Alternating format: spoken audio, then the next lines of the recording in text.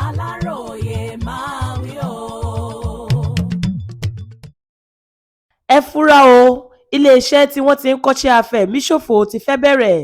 ní Kogi. Bí kì í bá ṣe ti iṣẹ́ ìkíyèsára táwọn ẹ̀ṣọ́ ààbò ara ẹni làbò ìlú, ìyẹn àwọn National Security and Civil Defence Corps NSCDC tí wọ́n ń pè ní Civil Defence ẹ̀ka ti ìpínlẹ̀ Kogi ṣe, ikọ̀ àwọn jàǹdùkú tó wà lágbègbè ìpínlẹ̀ náà kò bá tún ti gbẹ̀rú sí báyìí nítorí àwọn ọmọ ogun afẹ̀míṣòfò tuntun tí wọ́n fẹ́ kó wọlé. Gẹ́gẹ́ bí ìjọba ìpínlẹ̀ Kogi ṣe kéde, wọ́n ní àwọn ọmọ kéékèèké tí ọjọ́ orí wọn kò tí tó ọmọ ọdún méjìdínlógún tí wọ́n tó bíi mọ́kànlélógún ni wọ́n fẹ́ kó wọ̀lú náà. Ìjọba ní ohun táwọn fura sí nínú ọ̀rọ̀ yìí ni wípé wọ́n fẹ́ kó àwọn ọmọ tí wọ́n ń ṣàkáàkiri àwọn ìpínlẹ̀ kan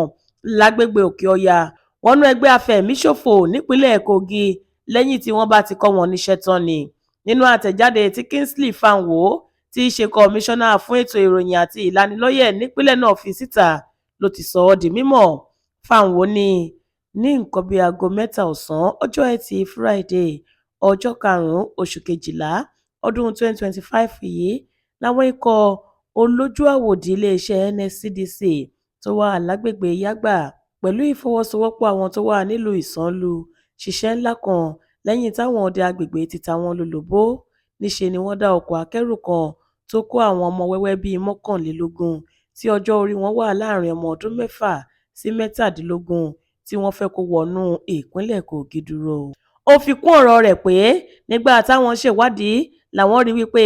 káàkiri àwọn ìpínlẹ̀ lápá àríwá ni wọ́n ti ṣa àwọn ọmọ yìí kiri. Àwọn àgbàlagbà táwọn rí àwọn ọmọdé yìí pẹ̀lú kò sì lè ṣàlàyé ìdí tí wọ́n ṣe ń kó wọn rìnrìn àjò ọ̀hún àti ohun tí wọ́n fẹ́ lọ fi wọ́n ṣe. Àwọn afurasí tí wọ́n lọ́wọ́ nínú fífi ọmọ ṣòwò ẹrú yìí ni wọ́n ti fi páńpẹ́ òfin gbé títí kan àwọn tí wọ́n sọ wípé kíkó táwọn kó àwọn ọmọ yẹn rìnrìn àjò lọ nítorí àti lè dá ilé kéwú sílẹ̀ lágbègbè ìlà oòrùn Yagba ni. Kọmíṣánná yìí ni wọ́n tún ti fi páńpẹ́ òfin mú àwọn míì nígbà táwọn ẹ̀ṣọ́ aláàbò tẹra mọ́ bí wọ́n ṣe ń yí agbègbè náà kiri tí wọ́n sì ń ṣiṣẹ́ ìtọpinpin. Èyí ló ní ó túnú àṣírí àwọn èèyàn míì táwọn náà lọ́wọ́ nínú bí wọ́n ṣe ń kó àwọn ọmọdé yìí lọ síbi tẹ́nìkan kò mọ̀. Bákan náà ni wọ́n bá àwọn nǹkan tó lágbára tó ń ṣẹ̀rù bani tó sì tún pè fún ààbò lọ́wọ́ àwọn afurasí yẹn. Wọ́n ti kó àwọn ọmọ tí wọ́n dóòlà yìí lọ sí olú iléeṣẹ́ NSCDC tó wà nílùú Lọ́kọ́jà tí í ṣe olúùlú ìpínlẹ̀ Kogi fún ìwádìí tó gbópọn àti láti lè ṣe àkọsílẹ̀ àwọn tọ́wọ́ wọn kò mọ́ nínú ọ̀rọ̀ yìí. Fanwo sọ síwájú sí wípé gómìnà Ahmed Usman Ododo ti ìpínlẹ̀ Kogi ti pa àṣẹ fún iléeṣẹ́ tó ń rí sí ọ̀rọ̀ obìnrin àti ìdàgbàsókè àwùjọ láti kún àwọn ọmọ náà sí àkàtà wọn kí wọ́n sì rí dájú wípé wọ́n wà lálàáfíà kí wọ́n ṣe gbogbo àtìlẹ́yìn tó bá yẹ fún wọn títí tí ìwádìí náà yóò fi tẹnu bẹ̀pò.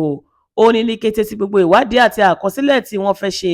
bá ti parí ni wọn yóò fa ẹnìkọ̀ọ̀kan àwọn ọmọdé yìí lé ìjọba ìpínlẹ̀ wọn lọ́wọ́ fún ìwádìí sí i táwọn yẹn yóò sì fa àwọn ọmọ náà lé àwọn òbí kálukú lọ́wọ́. Fanwo ní gẹ́gẹ́ bí ìjọba Kogi ṣe ń ṣiṣẹ́ tọ̀sán tòru pẹ̀lú àwọn ẹ̀ṣọ́ aláàbò láti rí wípé inú ààbò tó péye ní gbogbo agbègbè náà wà. Àwọn kò ní fààyè gba ìwà kíkó ọmọ rìnrìn àjò láti fi wọ́n ṣiṣẹ́ aburú àti òwò ẹrú tàbí ìwà ọ̀daràn yòówù tó lè da ètò ààbò ìpínlẹ̀ náà rú. Ó ní ìbámu pẹ̀lú òfin ìpínlẹ̀ Kogi tó lòdì sí fífi àwọn ọmọ ṣòwò ẹrú àti èyí tó ń ṣàtìlẹ́yìn fún ẹ̀tọ́ àwọn ọmọdé ni àwọn yóò fi dá sẹ̀ríà tó tọ́ lábẹ́ òfin fáwọn tí ajé ìwà ìbàjẹ́ ọ̀rọ̀ yìí bá ṣì mọ́ lórí. Monísọ́lá Sàká ló ṣe àkójọpọ̀ ìròyìn yìí fún ìkànnì Aláròyé Online TV.